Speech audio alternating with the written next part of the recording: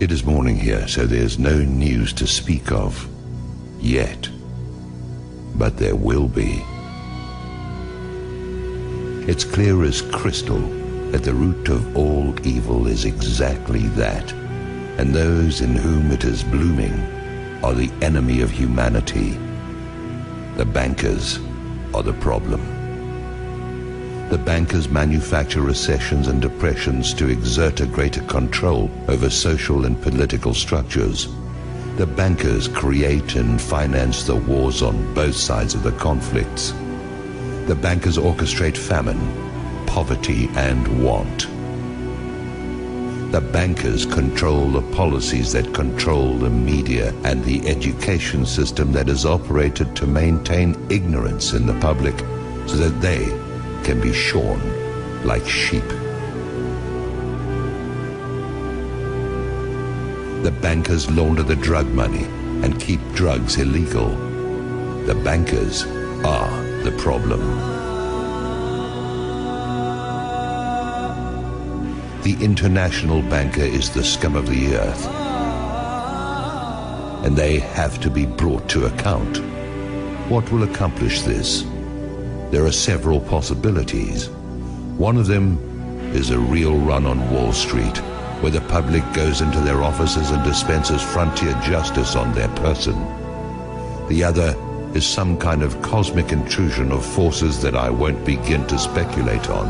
And the other is some kind of financial miracle in which they actually wind up broke. But I don't know how something like that would work. The most likely is a combination of the first two, where the second channels through the first. Once the cost of food, lodging, and fuel hits a certain point, the public will be universally galvanized by the force that builds up from the pressure of their asses against the wall. We can be there in a few days. Once the system begins to collapse, it will have its own speed of free fall, and things will move at a spectacular rate of change. It will be like the way weather can suddenly transform in the South Seas. At the point when this begins to occur, the probability of global conflict will accelerate to maximum thrust. This is the primary truth about imperial currency activity. When the money goes south, violent attention goes east. Yes, maybe it will all just limp along on crutches while plastered with band-aids, but that goes contrary to the mathematics. You can spread the numbers only so thinly, or you can only press them together so much, and you're going to get holes appearing in the net all over the place, or you're going to get implosion. Do I have any idea what I'm talking about? It is possible that I do not.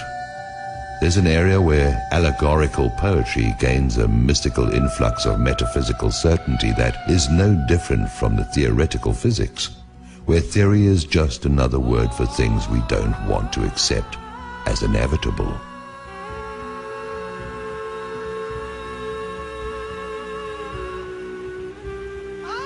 Maybe freedom's just another word for no one left to screw. It stands to reason that sooner or later the public will have no further option but to declare open season on the bankers. They'll be hunted down as the be-all and end-all of everything dangerous and wrong. They are a plague and a pestilence as bad as any epidemic. They are the whiskey and yellow fever blankets on the reservations of ordinary life. They are anthrax masquerading as sweet and low. They are the long-standing source of the majority of humanity's problems and have little competition except for the ubiquitous presence of ignorance and impossible dreams. Whoever these bankers are, that is who they are. When the shit hits the fan, as it is going to do at any moment, the guilt of the banksters is going to stand out like zits on a beauty queen.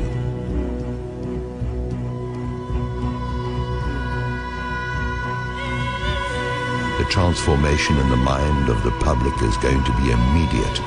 People watch the news, and although it is nothing more than garbage and lies, the players have all been seen there. They've been seen in Congress, and they've been seen wherever the lies created to defend them have been publicized. They are a known quantity. There is no argument of any kind that can be used to generate sympathy for the bankers, who are either behind or finance every outrage against the public that is in existence. Now, their day is at hand, and they show no signs of having any kind of clue. They sit at their vanities and admire their image like Marie Antoinette. They whoop it up like Louis XVI in Versailles, surrounded by gold leaf wallpaper and sycophants, while they diddle the sons and daughters of a dying empire that they brought to pass. There is mercy to be found here, but none of it can be for the banksters who have acted with none in their intentional efforts to beggar, mutilate, maim and destroy anyone and everyone who is not them. That mercy is for the public who, like Lefty, only did what he had to do. I try to get my heart and head around it. I try to see an out for everyone, but the only out I can see for the banksters is out of our lives, and marched still living through the gates of hell, where they can reunite with the banker-in-chief. I'm not the judge or executioner. I'm an observer who's never had enough money to even think about the banks in the first place.